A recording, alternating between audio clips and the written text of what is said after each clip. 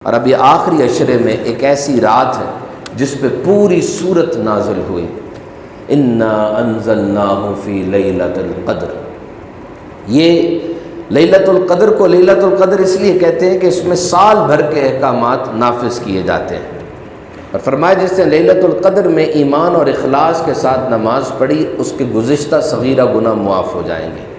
اور یہ وما ادراک ما لیلۃ القدر، تم جانتے ہو، تم کیا جانتے ہو کہ لیلۃ القدر کیا ہے؟ یہ قرآن ایمفسس کرتا ہے۔ جب قرآن نے کسی بات پر زور دینا ہو، اہمیت بتانی ہو، تو یوں بات ہوتی ہے، القاریہ ملقاریہ وما ادراک ملقاریہ، تمہیں کیا پتا، زور دینا ہو تو کیا ہے یہ رات؟ یہ 1000 مہینوں سے بہتر ہے۔ 1000 مہینے کیوں کہا گیا؟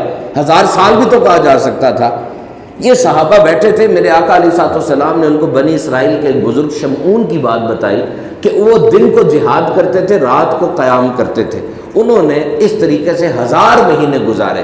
تو صحابہ نے کہا یا رسول اللہ، ہماری تو اتنی عمریں نہیں ہیں، اور جتنی عمر ہے وہ تو کمانے میں دیگر معاملات میں گزر جاتی ہے، تو بنی اسرائیل کہ وہ لوگ ہم سے آگے نکل گئے۔ میرے آقا علیہ الصلوۃ والسلام یہ سن کر غمگین ہو گئے، اور آقا علیہ الصلوۃ والسلام غمگین ہو جائیں، رب تعالیٰ کی غیرت کو یہ کیسے گوارا ہوگا؟ جبریل امین آ گئے، آ کر سورہ قدر نازل فرمائی، اور آ کر کہا ان سے کہہ دیجئے کہ یہ سال میں ایک رات آپ کو دی گئی کہ اس رات عبادت کریں گے 1000 مہینے یعنی 83 ایئرز کا ثواب آپ کو مل جائے گا۔ اور یہ رات سراسر سلامتی ہے۔ ابی بن کعب قسم کھایا کرتے تھے کہ 27ویں رات ہے۔ بایزید بستامی آپ کہتے ہیں 2 بار میں نے شب قدر پائی، دونوں بار 27ویں کی رات ہے۔ امام اعظم کا قول بھی 27ویں کی رات کے بارے میں ہے۔ ساری رات اللہ کی رحمتیں نازل ہوتی ہیں اور تمام مسلمانوں میں تقسیم کر دی جاتی ہیں۔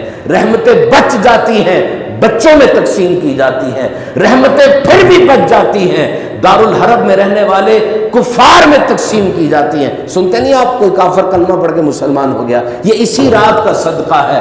میرے آقا نے عرض کی اے میرے مالک، ابھی میں ان کے درمیان ہوں تو تیری سلامتیاں، تیری طرف سے برکتیں ان میں تقسیم کرتا ہوں، تو جب ظاہری وصال ہو جائے گا تب کیا ہوگا؟ فرمایا سلام ہی حتی مطلع الفجر، پیارے بے فکر ہو جا، تیری امت کے بارے میں تجھے فکر نہیں دیں گے، ہم نے فرشتوں کی ڈیوٹی لگا دی ہے، قیامت تک ان میں سلامتیاں تقسیم کرتے رہیں گے۔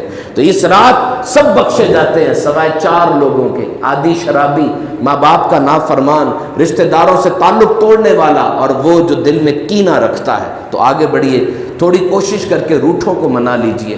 آخر میں یہ شب قدر کو ٹارگٹ کیسے کرنا ہے، غور سے سنیے گا۔ شب قدر میں کرنا کیا ہے؟ حضور آ رہے تھے بتانے کے لیے کون سی رات ہے، 2 مسلمان آپس میں لڑ رہے تھے، حضور چلے گئے اور فرمایا اس کا تعین اٹھا لیا گیا ہے، ہو سکتا ہے اس میں تمہارے لیے بہتری ہو، بہرحال یہ رمضان کے آخری عشرے کی طاق راتوں میں ڈھونڈو، اب ڈھونڈو اس کو طاق راتوں میں۔ شب قدر میں کرنا کیا ہے؟ طاق راتوں کو ٹارگٹ کر لیجئے۔ سب سے پہلے عشاء کی نماز اور فجر کی نماز یہ باجماعت ادا کرنی ہے، کیونکہ جو عشاء کی نماز اور فجر کی نماز باجماعت پڑھتا ہے اس کو ساری رات کا ثواب مل جاتا ہے، ساری رات کی عبادت کا ثواب مل جاتا ہے۔ تو یہ تو روٹین بنا لیں اپنی۔ دوسرا، مسجدوں میں صلاۃ التسبیح ہوتی ہے، قیام ہے، وہ بھی کیجئے۔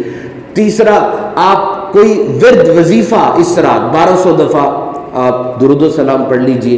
اور پھر وہ جو فرمایا کہ یہ زبان پر ہلکا لیکن میزان عمل میں بڑا بھاری ہے، سبحان اللہ و بحمدہ سبحان اللہ العظیم، اور پھر 3 سے 4 پارے پڑھنے کی نیت کر لیجئے۔ اور ایک بڑا پیارا بات آپ کو بتاؤں، طاق رات میں کچھ صدقہ نکالنے کی نیت کریں، 4-5 پیکٹ بنا لیں اور طاق رات میں یہ بھی نیکی کریں، تو یوں اس کو ہم ٹارگٹ کر سکتے ہیں۔